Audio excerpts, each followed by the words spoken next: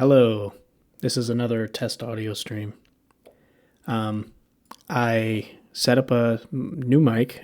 It's not really new. Well, I've had it for a while, but this is no longer my headset mic. So hopefully it's better quality. I've also eliminated background noise in the room. It's a little bit, I can tell, it's a little bit echoey. Just that's the nature of this room. And I don't have any of that like sound absorbing foam or whatever. It's hard to tell how echoey it is on the stream because when I am monitoring the audio, it's obviously an echo because I can hear myself. So it's kind of difficult. I tried to tweak some EQ settings. I'm not experienced in that at all. So I just kind of took a guess at some levels and tried to see where my voice kind of naturally falls on the frequency band and did like the just kind of messed with it until it sounded okay. I tried to take the sting out of the S's as well, like the S sounds that are like up in the higher frequency. So maybe maybe it sounds. I mean, I think it sounds as good as it can. Let's see. So at my natural speaking, I am kind of straying into the red here. So maybe if I remove like 4 decibels or so, maybe a little less. 3, minus 2.9. Yeah. Hello. This is a test. I'm speaking at my regular volume. That might be a bit high still. Let's do -2. Or no, what I mean is my voice was too high, so let's do -5. Yeah. Yeah, I'm just barely creeping up into the well, actually I'm still kind of solidly in the yellow. All right, I'll go down a little bit. -6. -6.1. See how that is. Okay, cool. So let me message. I'd like to check out my voice quality / volume. Just messaging my girlfriend who's out in the living room so she can take a look. I figured I'd play something as like just a little way to. I mean, I need to test how my voice sounds in comparison to a game as well. So a game with sound would be ideal, I suppose. Which is most games on the market, to be fair. But I don't know what could be fun to just jump into real quick. I don't know. I was thinking Don't Starve, maybe. I don't want something that's like too intensive on my brain because I need to be able to think of things to say. So,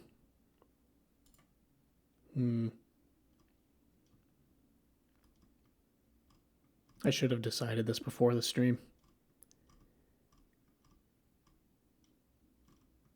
What to play? Papers, Please. I love Papers, Please, but I did just play it recently.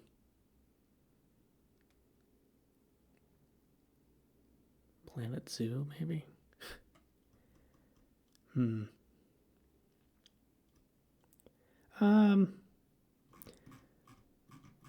Let's play Don't Starve. There's plenty of sound effects in that.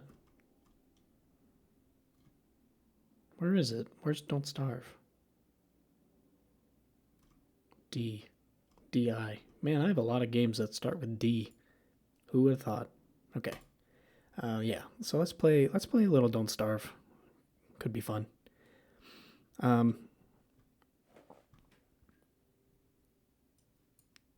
Not responding.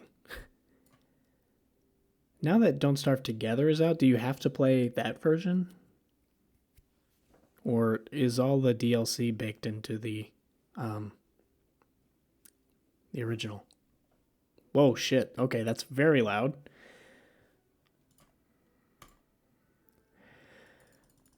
FX music down, please. Fuck me. Except, okay.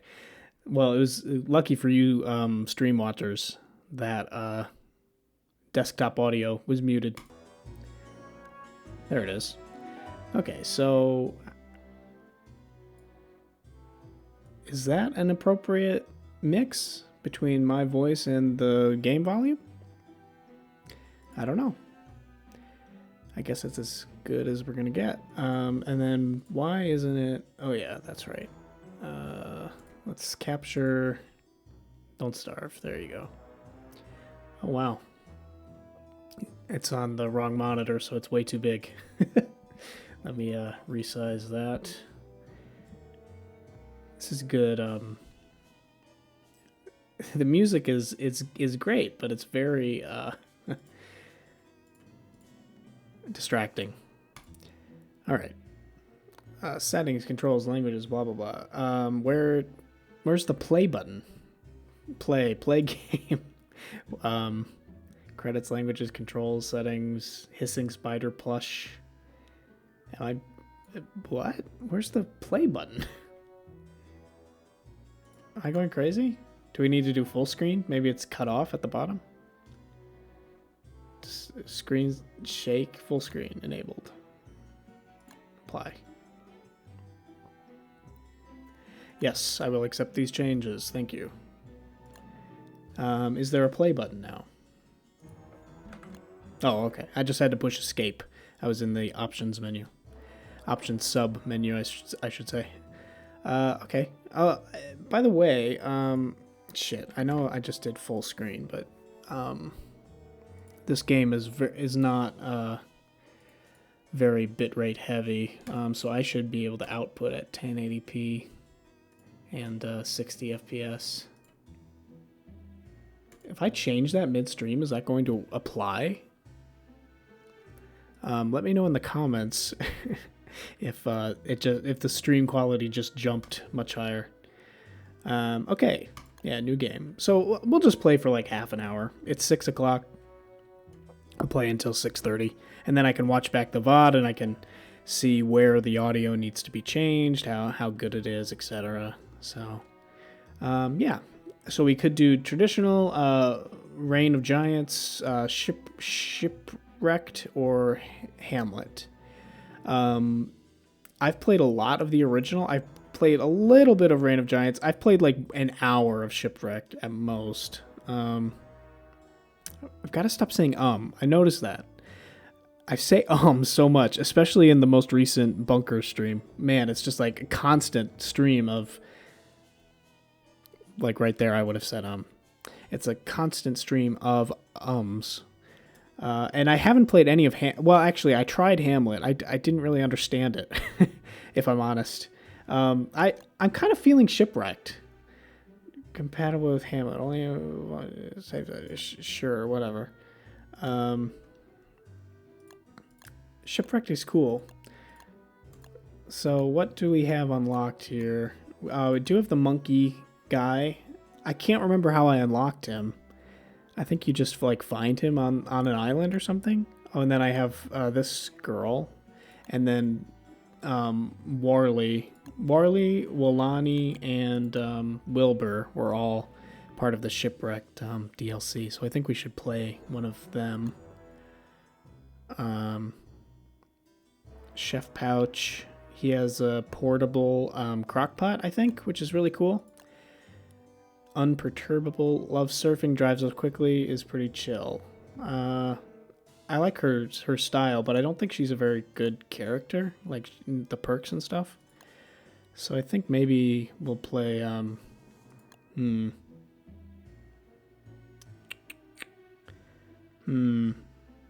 wasting time. Let's play Wolani. I mean, we're only streaming for half an hour anyway. So, min-maxing character stats or even worrying about long-term survivability is kind of foolish at this point. There I go, again. I don't need to fill the silence. I need to be more comfortable with that. Ding, ding, ding, ding, ding. Oh, that's bizarre. You can see my mouse on the screen, and yet this is on my right monitor. This isn't where the game is. Huh, that's so strange. Whoa, what's that, loading screen? Some pig lady? Is the game crashing, or is that a part of the...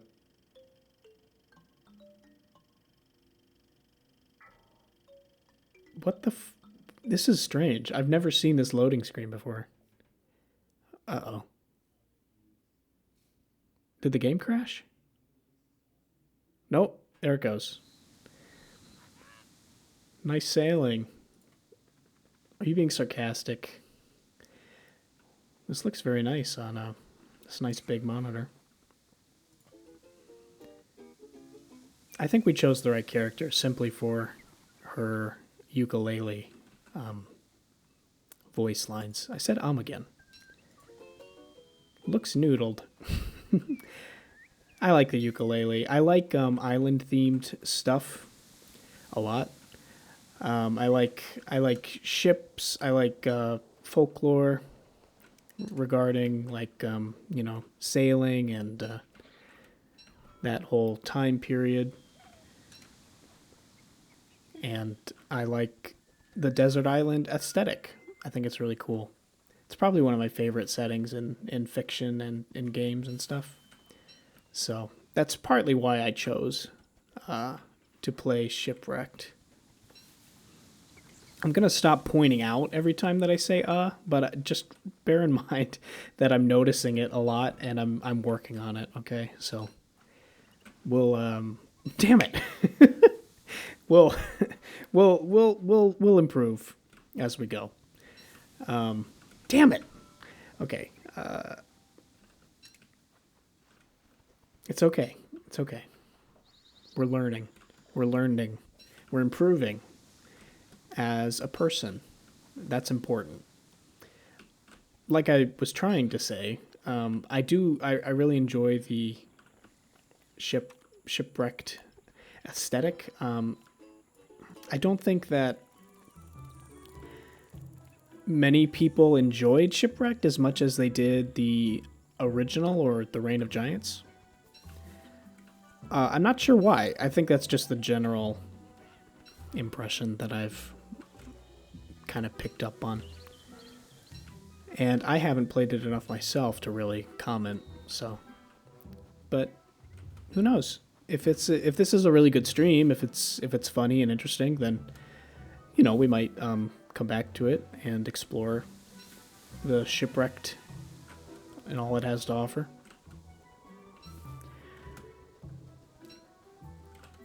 So for just a second here, let me pause because I have to look over to the left on this monitor. I have two monitors, and one is to the left and one is to the right. Usually I look at the left one, but I think it just needs to be a little bit more centered for me so that I can see the screen a little easier. And then if I do that, I kind of want to move my keyboard and then move my microphone just a little bit so that I'm kind of facing the left. There. That's better. It's still kind of hard. This monitor is so big, it's hard to see the edges. But that's okay. So let's see. Let's take inventory real quick. What I like about if you've never played Don't Starve mobile, it's available for Android on the Play Store, probably iPhone as well, and it's actually pretty good. One nice feature is that it pauses the game during inventory management. Obviously, because you're probably using either a touchscreen or a controller, so it takes considerably longer to manage your inventory. But I like it because it gives you time to think without worrying about you're wasting time during the day. Because Don't Starve is very time based. Ideally you don't want to waste a lot of time just meandering about like I'm kind of doing now. And I was just thinking about that because our inventory should be organized here, and we should examine some stuff to see what they do as well. But I can't really focus on doing that while I'm simultaneously running around.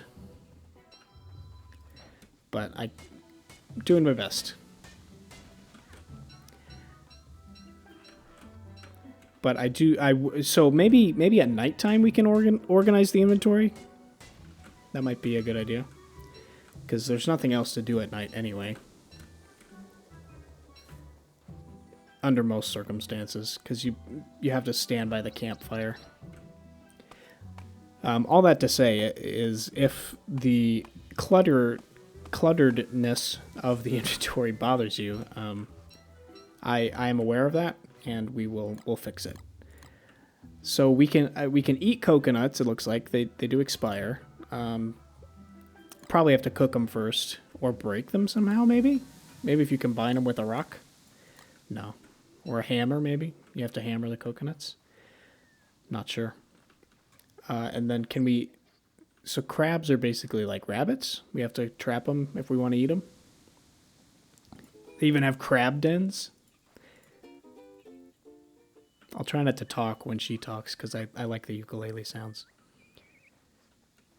Ukuleles that's another thing I like about the whole island aesthetic. Ukuleles. They just have such a happy sort of sound, I think. Just kind of cheerful and bright. Examine bamboo patch. So how do I cut down bamboo? I thought I saw a machete? Yeah. So probably machete to cut that down. Palm leaves. Do we have enough for a fire? Yes, we do. Okay, that's grass and logs. Maybe get a couple more logs here. And then let's see about cooking these coconuts too. It's a little premature making a fire now, I suppose, but I need to kind of learn what our options are. So can we cook the coconuts? No, it doesn't look like it. If we drop it, can we attack it? How do you attack? You hold down control, is it? No? Alt. Examine, pick up, examine.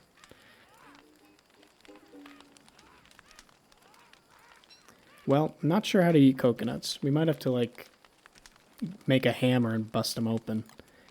Niter is not particularly important right now, I don't think. In the base game, niter is used to make endothermic fires during the summer, which cool you down.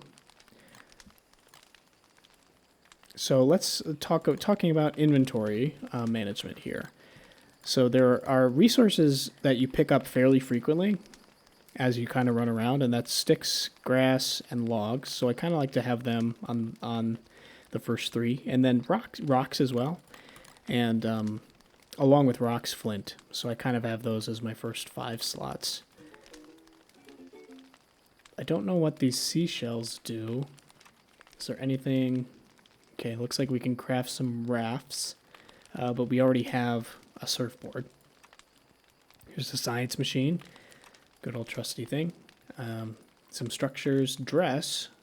Now we can make a garland, straw hat, nothing else. We need the science machine. Fire pit. Chimenea? What the hell is a chimenea? I'm going to look it up real quick. Assuming that it's an actual thing and not a Don't Starve construct. Oh, yeah, it's one of those. That's what I thought it was. I kind of recognize the name, but chimeneas, yeah, so they're kind of these clay. I don't even know how to describe it really. It's like a giant bottle shape with like a chimney, and they're made of clay. Hand decorated terracotta outdoor fireplaces. While some people use chimeneas as garden art on patios for authentic rustic or southwestern looks, chimeneas can be functional fire features in outdoor rooms. They've been around for hundreds of years and are not just decorative accent pieces. Gosh, there's a whole. This is like chimeneas.org. No, it's thespruce.com. What is a chimenea? Traditionally, a chimenea is made of clay and designed in a wide bottom vase form. So a vase, yeah, basically, or a bottle, with a narrow vertical chimney through which direct smoke and wide mouth on its side for the fire pit, right? The chimenea's design allows it to be used in the rain without the water extinguishing its flame. I see. How, though? Because doesn't the water still go down the chimney? Maybe it's I mean it's better than out in the open, I suppose. Um, hmm. So I guess it seems like a more weather resistant fire pit. So I'm assuming that that's what carries over, the aspect of it that carries over to Don't Starve. Fire and wind don't see, so yeah, it's like windproof, maybe water resistant. For that you need limestone, sand, and logs. I have no idea where to get limestone or sand from. Okay, so that's what shells are used for, tar lamps. So here's the deal. I don't see an immediate use for seashells, and they're very plentiful anyway, so they're just going to take up our inventory. Let's eat these berries. Let's cook up these seeds real quick. That way we have a walking snack. You can see our hunger is about halfway. So we'll eat these throughout this day. Palm leaves, I don't know. It seems like maybe you could. She said you could maybe make a skirt. I'm thinking maybe like a shelter of some kind. So maybe we'll hold on to those for now. And let's see if we can find another island. Now this mechanic is pretty cool. The whole surfing to different island stuff. Oh, and look, seaweed. I didn't get to explore this DLC very much. I think I got kind of frustrated because there's monsoons, which is basically like really big wind and rain, and they just seem to last forever. Mussels. Surf to mussels. Food hanging out down there. Okay, I assume we need some sort of tool to get them. Oh, and then these waves. I think that you can surf on the waves if you kind of... Ooh. Wrong way. There we go. So her perk, Walani, is that she drives off quickly, which I thought might be a nice feature, simply because that was one of the main reasons that this DLC made me angry before. So this land seems to be very fruitful in the form of sweet potatoes, which are fruits. I guess potatoes are vegetables, but scientifically they're fruits, right? That's how that works. They're fruiting bodies. I thought maybe I could... I guess these coconuts can only be planted in the sand. I was hoping I could introduce a new species to this island. Now, I don't know if I should pick all the sweet potatoes. Maybe just have a handful to eat for dinner tonight. And then obviously we can pick up rocks. And I usually just collect grass until I'm at a full stack. But one thing that I've learned through playing Don't Starve is that in the very beginning, the most important thing is just exploring. You've got to learn where the different biomes are. You've got to learn where the different resources can be found. You've got to get an idea on your world map of like where you need to go for certain stuff. And the only way to do that is to put your feet on the ground and make miles. So this is sweet potato paradise. I assume that sweet potatoes are kind of the carrot equivalent to the base game. And if that's the case, it's a good way to kind of stay alive as you explore. You just kind of pick up these carrots or potatoes on your way. And seeds. That's seeds as well. And seaweed, apparently. Oh, that was sanity lowering. Can we eat cooked seaweed? Perhaps. So if we open up the map real quick. Yeah, well, okay. Let's hop off the board then. One second. I want to fill out this island on our map completely. I feel like we've pretty much done that. Yeah, almost. Because that's really my goal here, is to fill out as much of our map as we can to start. So this seems to be a fully grassy island here, and then some sort of swamp area to the north. I'm trying to think about food sources as well. Obviously, if we want to make farms, assuming that there are farms in the shipwrecked version. Audio just cut out there. That was strange. Can I chop these trees on the board? Wow, look at that. I don't think that's how physics work. Right? Because, well, I shouldn't nitpick, because how is she moving the board? Telekinesis? But surely if you were to chop a tree while you're on a surfboard, you would move back with as much momentum as you put into the chop, minus the drag coefficient of the board or the boat. Right? That's how physics work, I think. I'm definitely not an authority on the subject. Oh, bananas! Nice. That's got to be good for hunger and sanity. Middling. I mean, it looked like a whole bunch of bananas to me. Which, to be fair, like one banana is what, 50 calories or something? Don't quote me on that. In fact, I can look it up. How many calories in one banana? Oh shit, it's 105 calories per banana. I mean, that bunch of bananas looked like 50, but, well, maybe not 50. Let's say 10 bananas at 100 calories each. I mean, that's like half of your daily calories you need for the day. What am I, a pack animal? Where'd we get this egg from? We are pretty hungry. Let's go ahead and camp for the night. And I'd like to fry up this egg. Delicious. And then we've got seeds. Let's try cooking this seaweed. Will it still hurt our sanity? Roasted seaweed. High in iodine. See, that gave us more hunger than the bananas, I feel like. Maybe we should have cooked the bananas.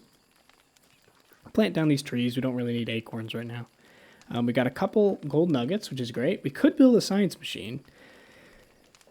It's always, I don't know, it's kind of a toss-up. Where do you put your first science machine? Where do you put your first base? It's kind of, it's difficult to know. Obviously, here is close to Sweet Potato Paradise, but it's not very aesthetic. I really like the sandy beach aesthetic. That's why I wanted to play this DLC anyway. So, I don't know. But at the same time, we don't want to waste time. Let's wait one more night. Let's make a machete and kind of harvest the bamboo that's around this area.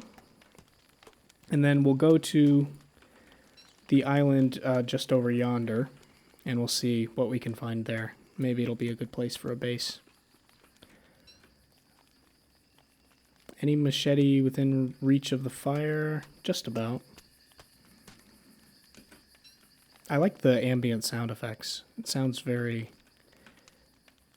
tropical, like rainforest, sort of desert islandy.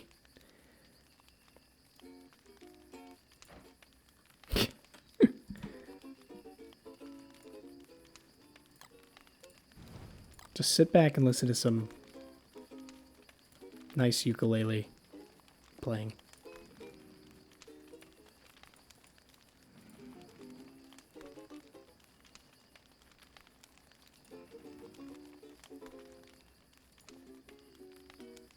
Nature's canopy, indeed.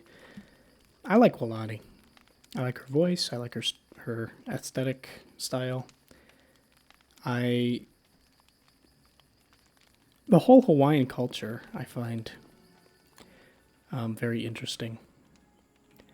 I believe that they had, no, don't quote me on this, but from what I remember in high school civics was they had, before America basically invaded Hawaii in, I want to say the 60s, maybe it was like 70s, and like completely decimated the local culture or assimilated into the local culture. But they had their own like very thriving, very unique and very interesting culture that hasn't necessarily been lost, I don't think, but was very, very unique for the time. Very communal, I think. Like they shared a lot of things. Basically, a communist utopia. No. Again, I'm not an authority on this. I don't really know. But that's kind of what I remember gleaning from that class. I'm really curious. Like, when did America invade Hawaii? Now, for another thing I remember is that it's not an invasion. History has been kind of changed to reflect. Okay, I was way off with the date. So off. Wow, that's embarrassing. I don't even want to say what the real date is. But America makes it seem like we were helping them, like by introducing modern technology, but in fact we basically ran them out. I don't know exactly though. So America's annexation of Hawaii in 1989. So I was about a decade off, or a century off. Jesus. Extended U.S. territory into the Pacific and resulted. That doesn't make sense. From economic integration and the rise of the United States as a Pacific power. For most of the 1800s, leaders in Washington were concerned that Hawaii might become a part of a European nation's empire. So it was basically a land grab, which is kind of shitty. Wikipedia describes it as the overthrow of the Hawaiian kingdom, which was a coup d'etat, also known as a coup, which is an illegal and overt attempt by the military or other government elites to unseat the incumbent leaders, against Queen Liliuokalani. Definitely not saying that right. She was the only queen regent and the last sovereign monarch of the Hawaiian kingdom. That's sad. From 1991 to 1993. The only queen. So there wasn't any queen before her. So they just established a monarchy and then they were overthrown. U.S. Marines to protect national interests of the United States of America. So they were worried that Europe would get it, and so we just barged in. The Kamehameha.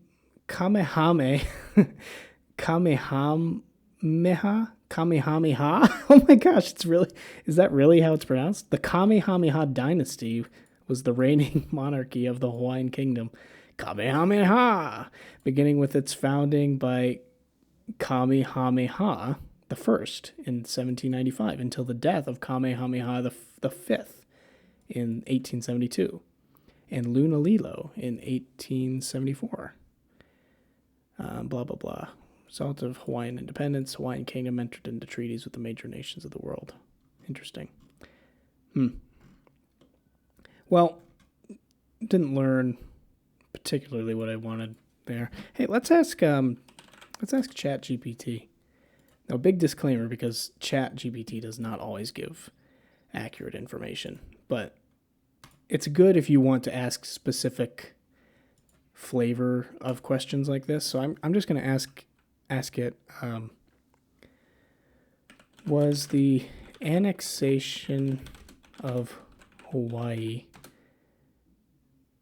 an ethical practice. It's a really strange way of wording it. The question of ethics of the annexation of Hawaii is a complex one, and it depends on one's perspective and interpretation of historical and ethical principles. View that the annexation was unethical. So the annexation of Hawaii was largely motivated by economic and strategic interests of America business owners and the U.S. government. Yeah, no duh. It occurred against the will of the current queen, Queen Liliuokalani, and many native Hawaiians who were ultimately deposed and overthrown. The annexation resulted in the erosion of native Hawaiian culture, language, and autonomy. Yeah, see, so their whole culture, their language, all of that, it's definitely not lost to time or anything that extreme, but it was kind of, our culture kind of took over from what I understand. From this perspective, it's viewed as a form of imperialism and colonialism, definitely.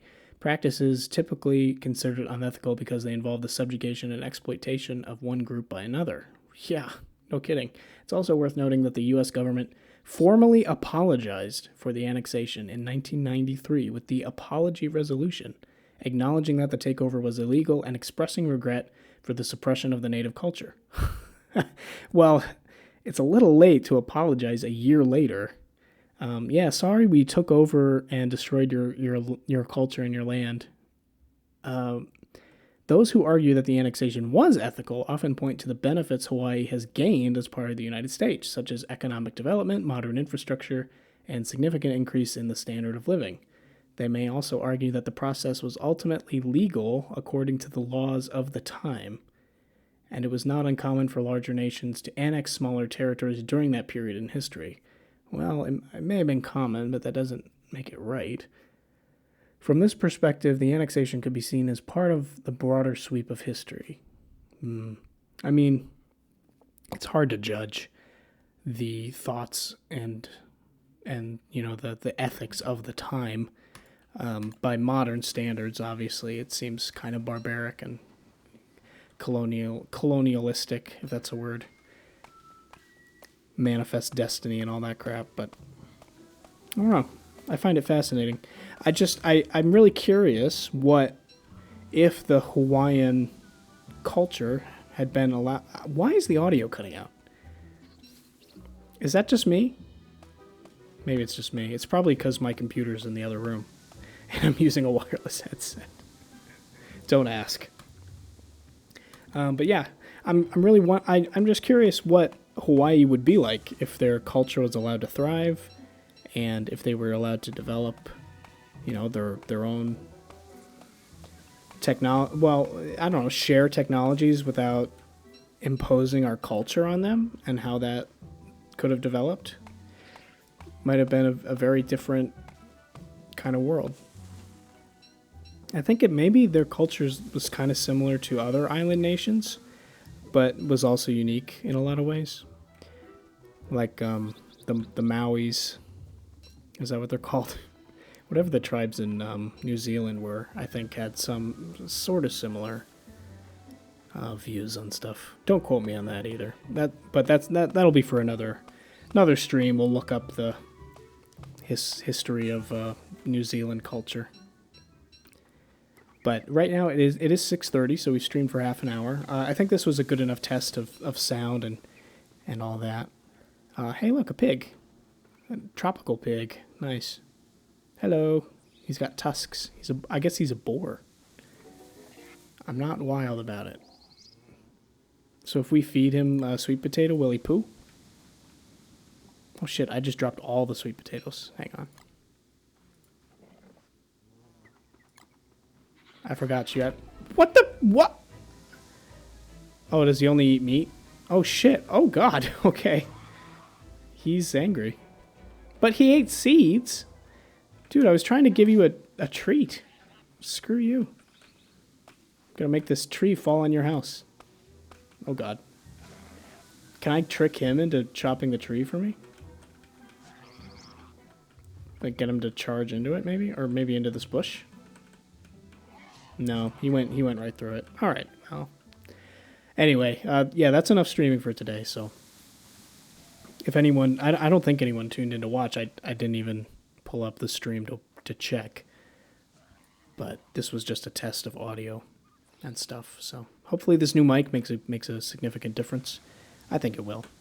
It's got to be better than a headset mic anyway. So, yeah, cool. Thanks for watching, everybody. I always say that, even if no one's watched. That's just what I say. Thanks for watching. Snaps fingers, finger guns.